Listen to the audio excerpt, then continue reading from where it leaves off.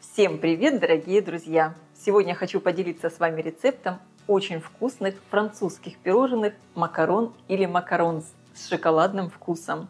Готовлю их по очень простому рецепту, и они точно получатся у всех. Готовятся они на основе французской меренги. Половинки соединяют чудесным шоколадным кремом. В общем, это очень вкусный и изысканный десерт. Если вы еще не готовили такой десерт, обязательно его приготовьте. Это невероятно вкусно. Для приготовления шоколадного ганаша мне понадобится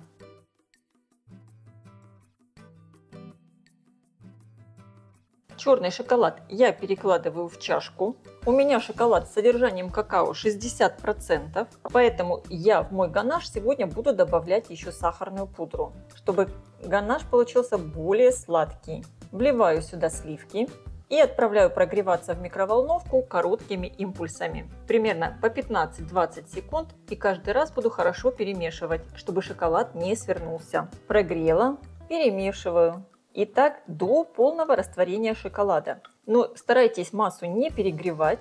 Она потихонечку нагревается. Вот таким образом побольше перемешивайте, чтобы масса не была горячей. Тогда она, конечно, быстрее остынет.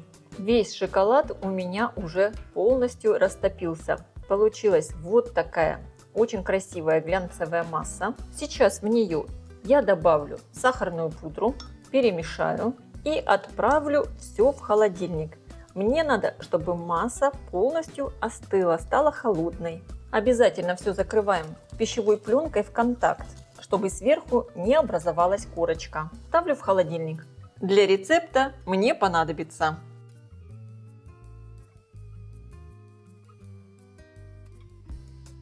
готовится все очень просто. Просеиваю в миску миндальную муку. Это делать надо обязательно, чтобы убрать большие комочки орехов. Обязательно хорошо все просеиваем. Если вы видите, что в сите остается слишком много отходов, тогда можно еще добавить немного миндальной муки. Тогда я рекомендую еще раз взвесить просеянную муку. Я просеиваю через такое мелкое сито. Видите, довольно много таких крупных кусочков остается. Я на всякий случай проверю вес.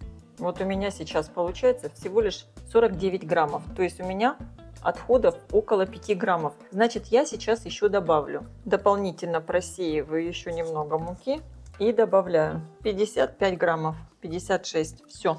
Высыпаю уже просеянную муку в миску. Теперь сюда же я просеиваю сахарную пудру. Сахарную пудру надо брать хорошего качества, чтобы она была такая мелкая. От этого зависит, какой получится потом верх у крышечек, чтобы он был более гладкий. Поэтому все ингредиенты должны быть вот такие мелкие. Очень часто сахарную пудру вместе с мукой миндальной еще пробивают блендером, измельчают дополнительно.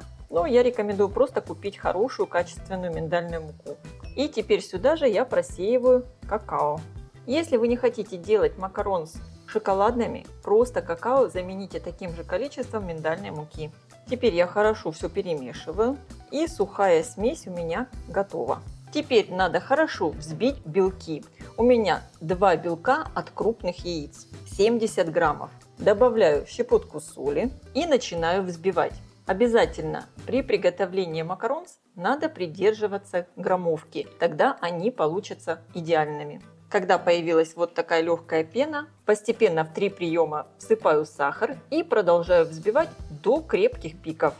Сахар лучше использовать мелкокристаллический, тогда он легче растворяется. Потрите немного массы между пальцами. Если не чувствуете крупинок сахара, значит все хорошо взбилось. И, кстати, белки тоже лучше использовать комнатной температуры. Именно для этой же цели, чтобы сахар быстрее растворялся. Добавляю в белковую массу чайную ложку лимонного сока, перемешиваю. Обычно я добавляю сухую смесь в 4 приема. И хорошо вымешиваю. Вот такими легкими движениями лопаткой сверху вниз перемешиваю. Добавляю следующую порцию сухой смеси. Вмешиваем аккуратно, но вместе с тем не должно быть непромеса.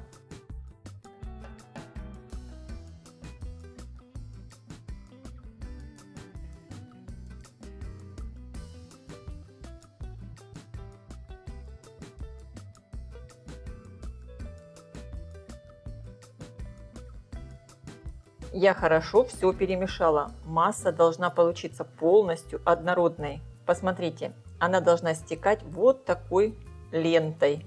Макронаж готов. Перекладываю все в кондитерский мешок с вот такой обычной круглой насадкой. Можно использовать просто плотный пакет, срезать небольшую дырочку. Видите, как стекает вот такой лентой тесто. Очень хорошая консистенция получилась.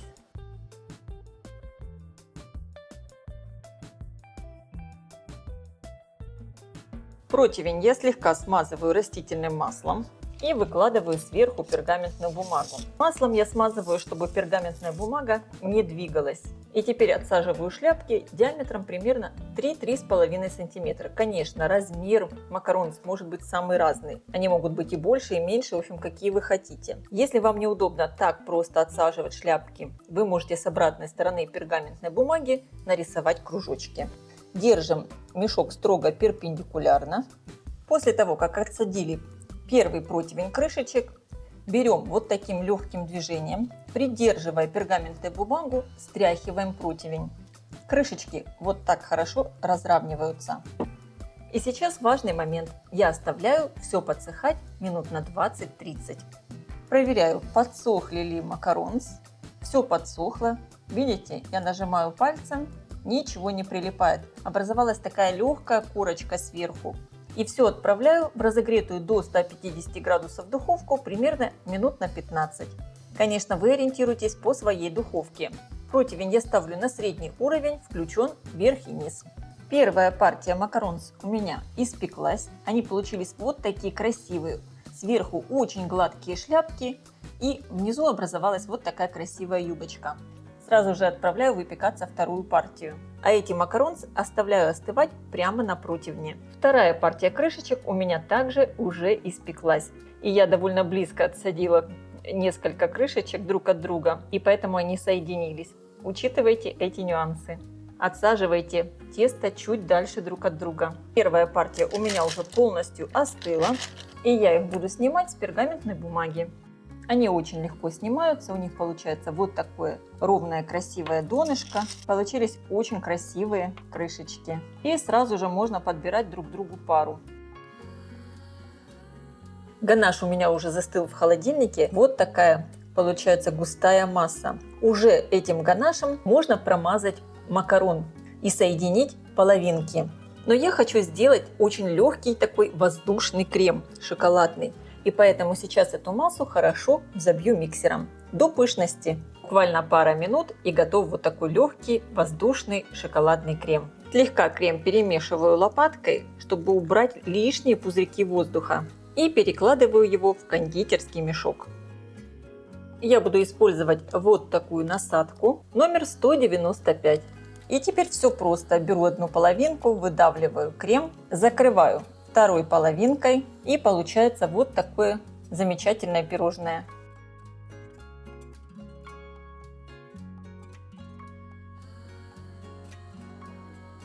Готовые пирожные я перекладываю в герметичный контейнер и отправлю в холодильник часа на 2, чтобы крем хорошо стабилизировался и чтобы сами пирожные стали такие более пропитанные. Если вы не планируете промазывать пирожные кремом сразу, то тогда просто храните их в герметичном контейнере при комнатной температуре.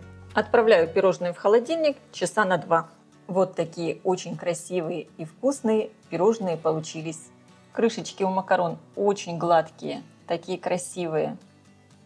В общем, это безумно вкусно. Рекомендую приготовить и попробовать. Я желаю всем приятного просмотра и приятного аппетита. Если вам понравилось видео, ставьте лайки, пишите комментарии, делитесь им с вашими друзьями в социальных сетях. Подписывайтесь на мой канал Люда Изи Кук Позитивная кухня. Всем пока!